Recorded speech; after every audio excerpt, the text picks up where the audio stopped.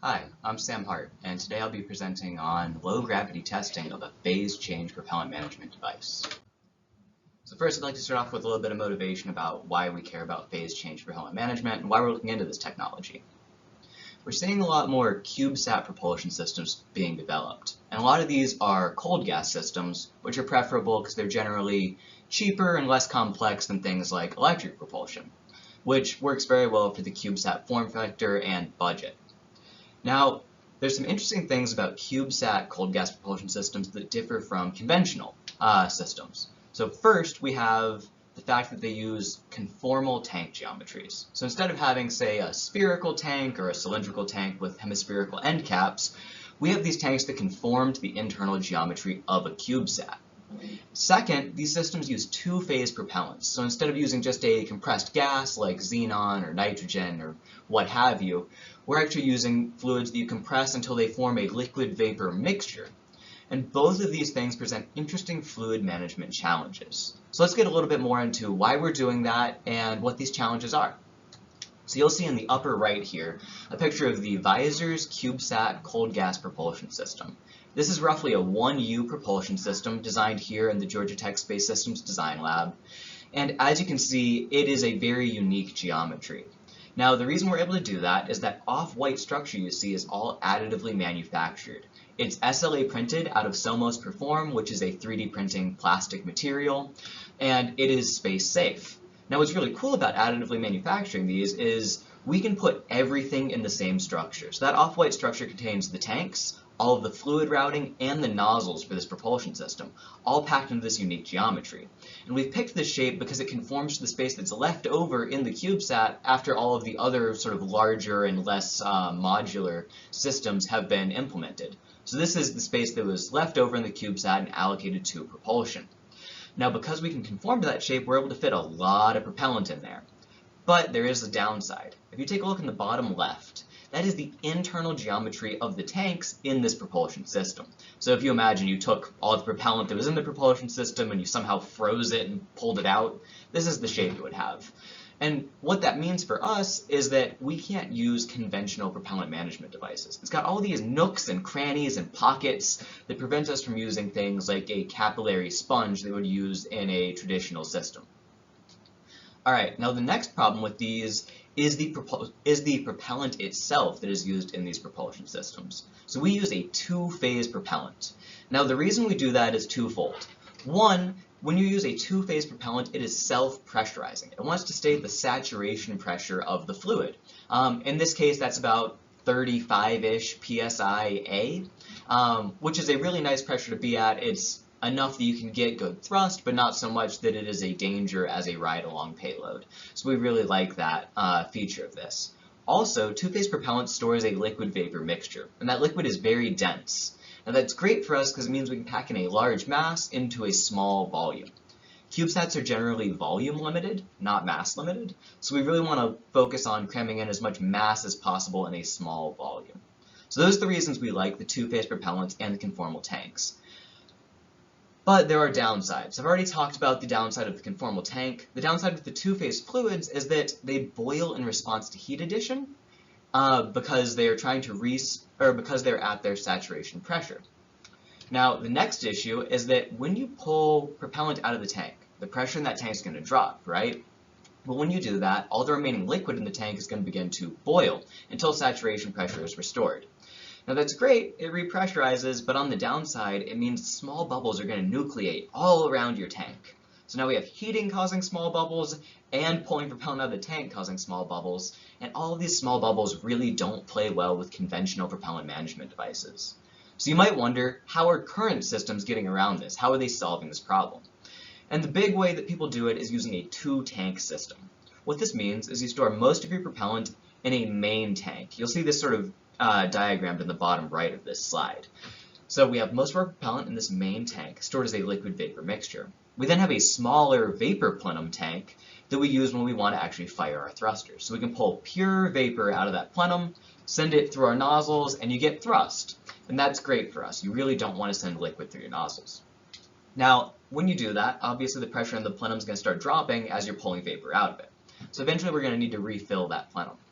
The way you do this, there's a couple of different options. In the Space Systems Design Lab, what we do is simply inject a small amount of liquid vapor mixture into the plenum. We then wait for it to vaporize, and once it's all vaporized, you can start firing again. This takes a little bit of time, but it is relatively simple, doesn't require any additional power or anything. It's a pretty effective system. Now there are other companies out there, for example VACO, which actually put an inline heater between the main tank and the plenum. So when you're sending that liquid vapor mixture over to the plenum, it's vaporized inline, so only vapor ever enters the plenum. This means you don't have to wait for it to vaporize, which is great, but it does require additional power. And so in a CubeSat, we do try to avoid that. So we want to come up with a system that is both smaller than these, because obviously the plenum, as well as all of its valves and sensors, add a lot of not only complexity, but also mass and volume. So we'd like something smaller, and we'd also like something that is a little bit simpler. So that's why we're looking into phase change propellant management. Now the idea here is pretty simple. If this propellant inherently wants to vaporize due to just small heat additions, what if we just leverage that and use it to our advantage? So if we put a heater near the outlet of our tank, we could in theory start forming a bubble there when we turn the heater on. Now if we leave the heater on for long enough, the pressure in the tank will start to rise, and that will cause bubbles elsewhere in the tank to condense back into liquid. So eventually all the vapor will sit right around our heater, or at least that's the theory. And that's great, we love it, it means we can consistently extract vapor from the tank, which in the end, that's what we're trying to do here. So then the question is, does this actually work, or is it just a fun theory? So we want to test that out. Here is our test setup. What we have is an additively manufactured tank. It's made out of stainless perform, just like the propulsion systems we make here in the SSDL. Now, inside of that tank, we have a heater. That's what we're going to use to vaporize the propellant.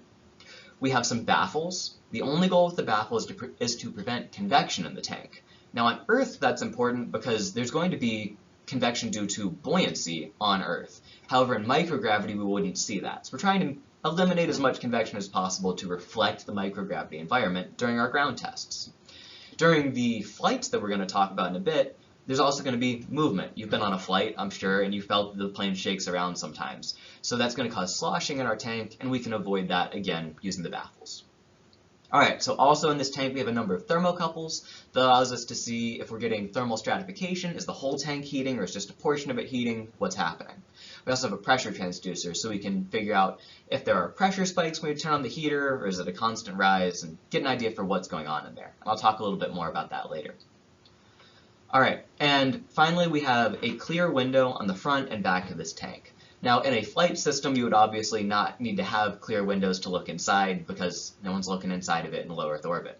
However, during our experiments we really like that because we can visually see what's going on in there. We can do a lot of neat image tracking that allows us to learn a lot about the performance of the system. And this whole thing's pretty small. It's about 1 U, or 10 by 10 by 10 centimeters, roughly. And we do that to mirror an actual CubeSat tank. Alright, so let's talk about the different heaters we're using here. We have 3 types of heaters we're going to talk about. First, shown on the left, is a patch heater. This is a polyamide patch heater. It's about 3 inches long and about 1 inch wide. And we've stuck this to the inside wall of our tank. That's going to just provide 27 watts of heat during our tests, and we are going to try to vaporize the propellant with it. In the middle, we have a cartridge heater that is actually stuck inside of a hollowed out aluminum bolt. The idea there is that we can use the bolt to get a nice airtight seal when we bolt this all together. We put a gasket on the bolt and it seals up very nicely. Now this protrudes about 1 inch into the liquid, and so we're getting really nice thermal contact with the liquid, and hopefully we'll see good vaporization.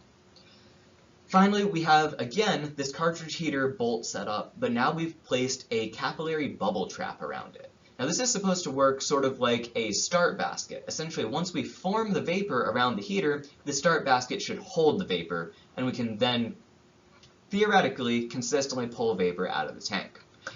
Alright, so those are our heaters. Now let's look at our first ground test that we ran. I just want to run you through this so you get an idea for what these tests entail. So you'll see in the upper right corner of the tank we have a heater. When you see the LED light turn on, that means the heater is receiving power.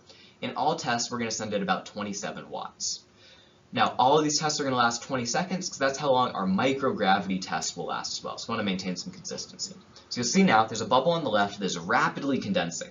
There's a bubble on the right that is growing. This all happens pretty quickly when we turn the heater on, and then you'll see by the end of the test, after these 20 seconds have elapsed, the bubble on the left is very, very small. It's actually hard to see, it's so small. And on the right, we have a relatively large vapor bubble that is formed. So we're able to reposition an ullage bubble inside of our tank. That's the name of the game. That's what we're trying to do here. So things are looking good on the ground. But these aren't, ground systems. These are space flight systems. And so the question is, how does it perform in low gravity? And so we want to test that out, in this case, on a parabolic flight. So you'll see our test setup in the upper left here. It has 5 tanks. 3 of them have that PMD bubble trap. 1 of them just has the cartridge heater, and 1 of them just has the patch heater. So those are our 5 tanks. Now we have a number of cameras that record the tanks during the flight, so we can analyze our data later. And we are also logging pressure and temperature data off of these tanks. The way the parabolic flight works is we arc over into a low gravity portion. The plane is flying along a parabolic arc, and it simulates low gravity. So when we get into that low gravity portion, we're going to kick on the heaters to all of these tanks. And things are going to start boiling, the pressure rises, the temperature goes up, everybody cheers, it's great. We're going to run that until we re-enter the high gravity portion of the parabola. So this is when the pilot pulls up on the stick so that we don't slam into the ground. That happens after about 20 seconds, roughly. But we get really about 15 seconds of high quality, low gravity data out of this. So when we enter that section, we turn off the heaters, things stop boiling, and this hypergravity section, where we're pulling about 1.8 Gs, actually causes all the bubbles that have formed around the heater near the bottom of the tank to rise up to the top. So that resets our experiment for us, which is nice, and it also mixes up the tank a little bit. So this redistributes the thermal environment. So instead of it just being hot near the heater, it's kind of stirred it back up and makes it relatively uniform, which is good for us. It makes it so we can get more consistent initial conditions throughout our tests. All right. Now I want to talk a little bit more about the microgravity or low gravity environment here. I have 2 acceleration profiles shown. On the left is the worst parabola we had. This is the first parabola of the day. I get it, everybody needs a warm up. It's a little scary pointing the plane towards the ground. So no sweat. That was our first parabola. We pulled about 1/10 of a G residual acceleration. However, all of the other parabolas were much better than this. Our best parabola is shown on the right. Here we have an average of about 20 milliGs of residual acceleration. So again, this is a much better low gravity environment. Now what I do want to point out here on this slide is this is not microgravity. This is not 10 to the minus 6 Gs. This is, centigravity, milligravity when we're doing good. So it is a low gravity environment, and we're going to get some effects because of that. All right. So let's look at our first low gravity test. This is with the patch heater, and you'll see when we turn the LED on, that means the heater is also on, we immediately start getting vaporization along our patch heater. You'll see that the whole heater is seeing vaporization, which is really nice. That means we've got efficient use of that surface area, and we're getting a lot of bubbles generated very quickly. Now you will see they're kind of swishing around. That's because of those residual accelerations, but that's expected. So the big thing I want you to notice though is we're getting a lot of vapor, and it starts vaporizing almost instantaneously when that heater turns on. So now we're going to look at another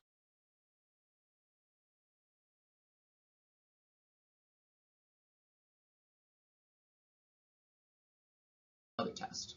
This is with just the cartridge heater, no bubble trap, no start basket. You'll see again, we are producing a good bit of vapor, it's around the heater, and we'll see that those bubbles are moving around due to the residual acceleration in the aircraft. Again, when the LED turns on, it means the heater's turned on. So on this next heater test, what you'll see is that it takes a little while for the bubbles to start being generated. Now the reason for this is that there's a higher thermal mass with this cartridge heater setup than we had with the patch heater. The patch heater has almost no mass, and it's very thin, a very small conduction path between it and the liquid, so we instantaneously start vaporizing. But that's not the case with the cartridge heater.